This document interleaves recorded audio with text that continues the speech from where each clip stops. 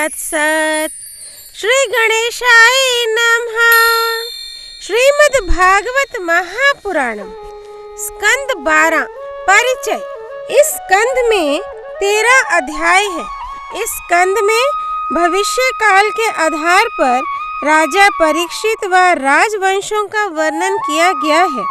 साथ ही विभिन्न कालों, प्रलयों व भगवानों के उपांगों का स्वरूप दर्शाया गया है। ओम नमो भगवते वासुदेवाय। अध्याय 8 मार्कंडेय जी की तपस्या और वर प्राप्ति। शौनक जी ने कहा, साधु शिरोमणि सूत जी, आप आयुष्मान हो। सचमुच आप वक्ताओं के सिरमौर हैं। जो लोग संसार के अपार अंधकार में भूल भटक रहे हैं, उन्हें आप वहां से निकालकर प्रकाश स्वरूप परमात्मा का साक्षात्कार करा देते हैं।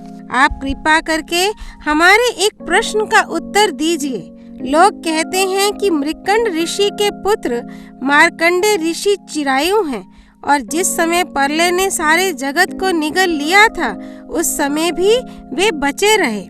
परंतु सूत जी, वे तो इसी कल्प में हमारे ही वंश में उत्पन्न हुए एक श्रेष्ठ भृगुवंशी हैं और जहाँ तक हमें मालूम है, इस कल्प में अब तक प्राणियों का कोई प्रलय नहीं हुआ है।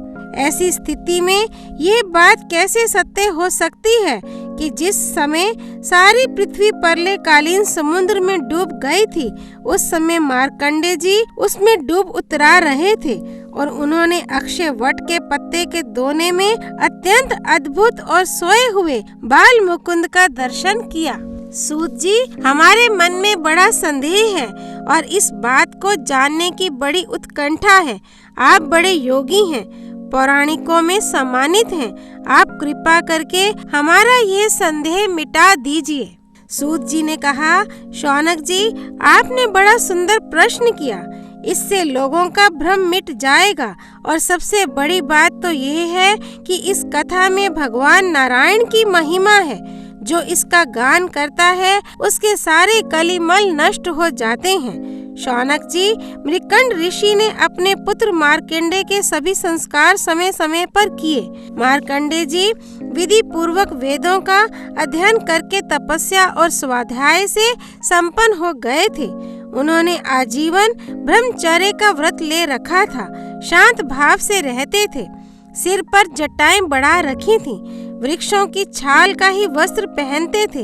वे अपने हाथों में कमंडलू और दंड धारण करते। शरीर पर यज्ञोपवीत और मेखला शोभायमान रहती। काले मृग का चर्म, रुद्राक्ष माला और कुश, यही उनकी पूंजी थी। ये सब उन्होंने अपने आजीवन ब्रह्मचर्य व्रत की पूर्ति के लिए ही ग्रहण किया था। वे सायंकाल और प्रातःकाल अग्निहोत्र, सूर्योपस्थान, गुरु वंदन, ब्राह्मण सत्कार, मानस पूजा और मैं परमात्मा का स्वरूप ही हूँ, इस प्रकार की भावना आदि के द्वारा भगवान की आराधना करते। सायं प्रातः भिक्षा लाकर गुरुदेव के चरणों में निवेदन कर देते और मौन हो जाते। गुरु जी की आज्ञा होती तो एक बार खा लेते, अन्यथा उपवास कर जाते। मार्कंडेय जी ने इस प्रकार तपस्या और स्वाध्याय में तत्पर रहकर करोड़ों वर्षों तक भगवान की आराधना की और इस प्रकार उस मृत्यु पर भी विजय प्राप्त कर ली, जिसको जीतना बड़े बड़े योगियों के लिए भी कठिन है।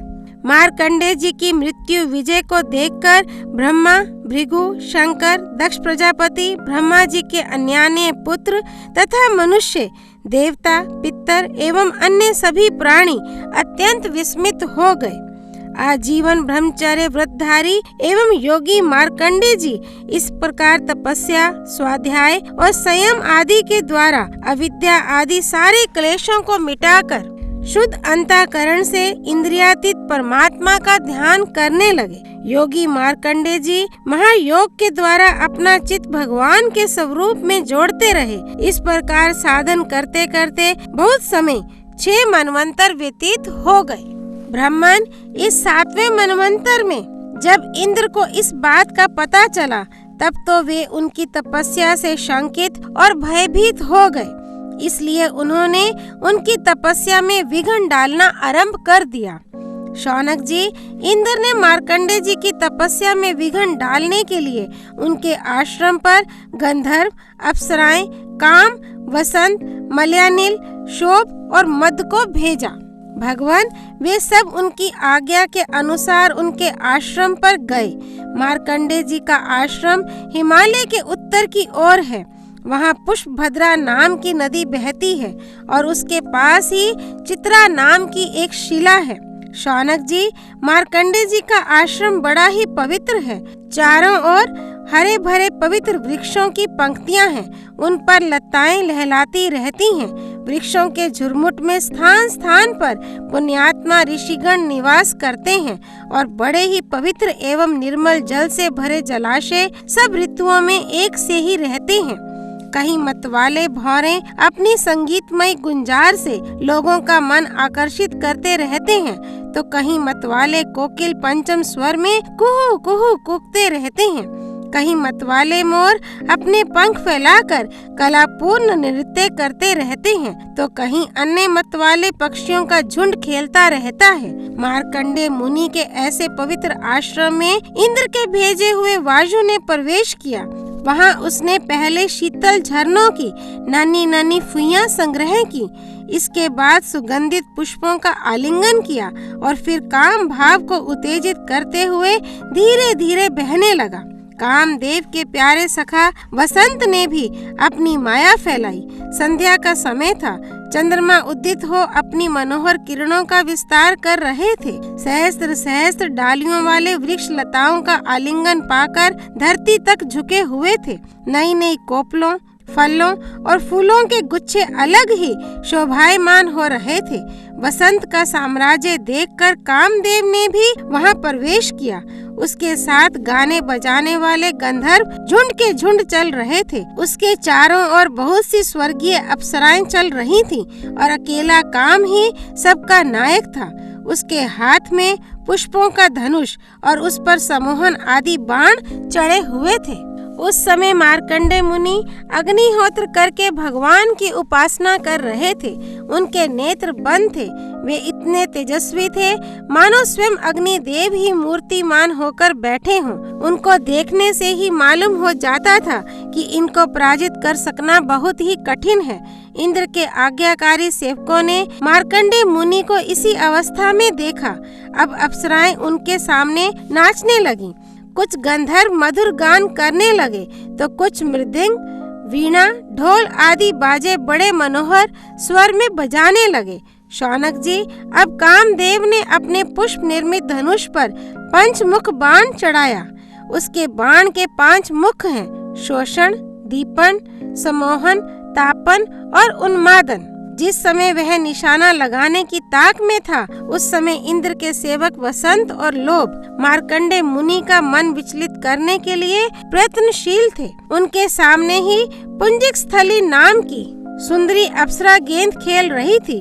स्तनों के भार से बार बार उसकी कमर लचक जाया करती थी। साथ ही उसकी चोटियों में गुंथे हुए सुंदर सुंदर पुष्प और मालाएं बिखर कर धरती पर गिरती जा रही थी। कभी कभी वह तिरछी चितवन से इधर उधर देख लिया करती थी। उसके नेत्र कभी गेंद के साथ आकाश की ओर जाते, कभी धरती की ओर और कभी हथेलियों की ओर। वह बड़े हाव भाव के साथ गेंद की ओर दौड़ती थी। उसी समय उसकी करधनी टूट गई और वायु ने उसकी झीनी सी साड़ी को शरीर से अलग कर दिया। कामदेव ने अपना उपयुक्त अवसर देखकर और यह समझकर कि अब मार्कंडे मुनि को मैंने जीत लिया, उनके ऊपर अपना बाण छोड़ा, परंतु उसकी एक ना चली। मार्कंडे मुनि पर उसका सारा उद्योग निष्फल हो गया। ठीक वैसे ही जैसे असमर्थ और अभागे पुरुषों के प्रयत्न विफल हो जाते हैं। शौनक जी, मार्कंडे मुनि अपरिमित तेजस्वी थे। काम, वसंत आदि आए तो थे इसलिए कि उन्हें तपस्या से भ्रष्ट कर दें, परंतु अब उनके तेज से जलने लगे और ठीक उसी प्रकार भाग गए जैसे छोटे छोटे बच्चे सोते हुए सांप को जगाकर भाग जाते हैं। शौनक जी, इंद्र के सेवकों ने इस प्रकार मार्कंडे जी को पराजित करना चाहा, परंतु वे रत्ती भर भी विचलित ना हुए। इतना ही नहीं, उनके मन में इस बात को लेकर तनिक भी अहंकार का भाव ना हुआ। सच है, महापुरुषों के लिए ये कौन सी आश्चर्य की बात है। जब देवराज इंद्र ने देखा कि कामदेव अपनी सेना के साथ निस्तेज हतप्रभ होकर लौटा है और सुना कि ब्रह्म ऋषि मार्कंडेय जी परम प्रभावशाली हैं, तब उन्हें बड़ा ही आश्चर्य हुआ। शौनक जी मार्कंडेय मुनि तपस्या, स्वाध्याय, धारणा, ध्यान और समाधि के द्वारा भगवान में चित्त लगाने का प्रयत्न करते रहते थे।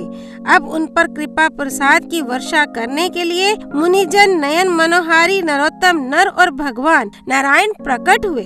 उन दोनों में एक का शरीर गौर वर्ण था और दूसरे का श्याम। दोनों के ही नेत्र तुरंत के खिले हुए कमल के समान कोमल और विशाल थे। चार चार भुजाएं थीं। एक मृग चर्म पहने हुए थे तो दूसरे वृक्ष की छाल। हाथों में कुश लिए हुए थे और गले में 3-3 सूत के यज्ञोपवीत शोभायमान थे। वे कमंडलू और बांस का सीधा दंड ग्रहण किए हुए थे। कमल गट्टे की माला और जीवों को हटाने के लिए वस्त्र की कुंची भी रखे हुए थे। ब्रह्मा, इंद्र आदि के भी पूजे भगवान नर नारायण कुछ ऊंचे कद के थे और वेद धारण किए हुए थे। उनके शरीर से चमकती हुई बिजली के समान पीले पीले रंग की कांति निकल रही थी। वे ऐसे मालूम होते थे मानो स्वयं तप ही मूर्तिमान हो गया हो। जब मार्कंडेय मुनि ने देखा कि भगवान के साक्षात स्वरूप नर नारायण ऋषि पधारे हैं, तब वे बड़े आदर भाव से उठकर खड़े हो गए और धरती पर दंडवत लौटकर साष्टांग प्रणाम किया। भगवान के दिव्य दर्शन से उन्हें इतना आनंद हुआ कि उनका रोम रोम, उनकी सारी इंद्रियां एवं अंतःकरण शांति के समुद्र में गोता खाने लगे। शरीर पुलकित हो गया, नेत्रों में आंसू उमड़ आए, जिनके कारण वे उन्हें भर आंख देख भी ना सके। तदनंतर वे हाथ जोड़कर उठ खड़े हुए। उनका अंग अंग भगवान के सामने झुका जा रहा था। उनके हृदय में उत्सुकता तो इतनी थी मानो वे भगवान का आलिंगन कर लेंगे। उनसे और कुछ तो बोला ना गया। गदगद वाणी से केवल इतना ही कहा, नमस्कार नमस्कार। इसके बाद उन्होंने दोनों को आसन पर बैठाया, बड़े प्रेम से उनके चरण पखारे और अर्घ्य, चंदन, धूप और माला आदि से उनकी पूजा करने लगे। भगवान नर नारायण सुख पूर्वक आसन पर विराजमान थे और मार्कंडेय जी पर कृपा प्रसाद की वर्षा कर रहे थे। पूजा के अनंतर मार्कंडेय मुनि ने उन सर्वश्रेष्ठ मुनि वेशधारी नर नारायण के चरणों में प्रणाम किया और यह स्तुति की। मार्कंडेय मुनि ने कहा, भगवान, मैं अल्पज्ञ जीव भला आपकी अनंत महिमा का कैसे वर्णन करूं? आपकी प्रेरणा से ही संपूर्ण प्राणियों, ब्रह्मा, शंकर तथा मेरे शरीर में भी प्राण शक्ति का संचार होता है और फिर उसी के कारण वाणी, मन तथा इंद्रियों में भी बोलने, सोचने, विचारने और करने जानने की शक्ति आती है। इस प्रकार सबके प्रेरक और परम स्वतंत्र होने पर भी आप अपना भजन करने वाले भक्तों के प्रेम बंधन में बंधे हुए हैं। प्रभु, आपने केवल विश्व की रक्षा के लिए ही जैसे मत्स्य, कूर्म आदि अनेकों अवतार ग्रहण किए हैं, वैसे ही आपने ये दोनों रूप भी त्रिलोकी के कल्याण, उसकी दुख निवृत्ति और विश्व के प्राणियों को मृत्यु पर विजय प्राप्त कराने के लिए ग्रहण किया है। आप रक्षा तो करते ही हैं, मकड़ी के समान अपने से ही इस विश्व को प्रकट करते हैं और फिर स्वयं अपने में ही लीन भी कर लेते हैं। आप चराचर का पालन और नियमन करने वाले हैं। मैं आपके चरण कमलों में प्रणाम करता हूँ। जो आपके चरण कमलों की शरण ग्रहण कर लेते हैं, उन्हें कर्म, गुण और काल जनित क्लेश स्पर्श भी नहीं कर सकते। वेद के मर्मज्ञ ऋषि मुनि आपकी प्राप्ति के लिए निरंतर आपका स्तवन, वंदन, पूजन और ध्यान किया करते हैं। प्रभु, जीव के चारों ओर भय ही भय का बोलबाला है। औरों की तो बात ही क्या, आपके काल रूप से स्वयं ब्रह्मा भी अत्यंत भयभीत रहते हैं, क्योंकि उनकी आयु भी सीमित केवल 2 प्रार्थ की है। फिर उनके बनाए हुए भौतिक शरीर वाले प्राणियों के संबंध में तो कहना ही क्या है। ऐसी अवस्था में आपके चरण कमलों की शरण ग्रहण करने के अतिरिक्त और कोई भी परम कल्याण तथा सुख शांति का उपाय हमारी समझ में नहीं आता, क्योंकि आप स्वयं ही मोक्ष स्वरूप हैं। भगवान, आप समस्त जीवों के परम गुरु, सबसे श्रेष्ठ और सत्य ज्ञान स्वरूप हैं। इसलिए आत्म स्वरूप को ढक देने वाले देह गेह आदि निष्फल, असत्य, नाशवान और प्रतीति मात्र पदार्थों को त्याग कर मैं आपके चरण कमलों की ही शरण ग्रहण करता हूँ। कोई भी प्राणी यदि आपकी शरण ग्रहण कर लेता है तो वह उससे अपने सारे अभिष्ट पदार्थ प्राप्त कर लेता है। जीवों के परम सुहृद प्रभो, यद्यपि सत्व, रज और तम ये तीनों गुण आपकी ही मूर्ति हैं, इन्हीं के द्वारा आप जगत की उत्पत्ति, स्थिति, लय आदि अनेकों मायामयी लीलाएं करते हैं। फिर भी आपकी सत्व गुणमयी मूर्ति ही जीवों को शांति प्रदान करती है। रजोगुणी और तमोगुणी मूर्तियों से जीवों को शांति नहीं मिल सकती, उनसे तो दुख, मोह और भय की वृद्धि ही होती है। भगवान, इसलिए बुद्धिमान पुरुष आपकी और आपके भक्तों की परम प्रिय एवं शुद्ध मूर्ति नर नारायण की ही उपासना करते हैं। 5 रात्र सिद्धांत के अनुयायी विशुद्ध सत्व को ही आपका श्री विग्रह मानते हैं। उसी की उपासना से आपके नित्य धाम वैकुंठ की प्राप्ति होती है। उस धाम की यह विलक्षणता है कि वह लोक होने पर भी सर्वथा भय रहित और भोग युक्त होने पर भी आत्मानंद से परिपूर्ण है।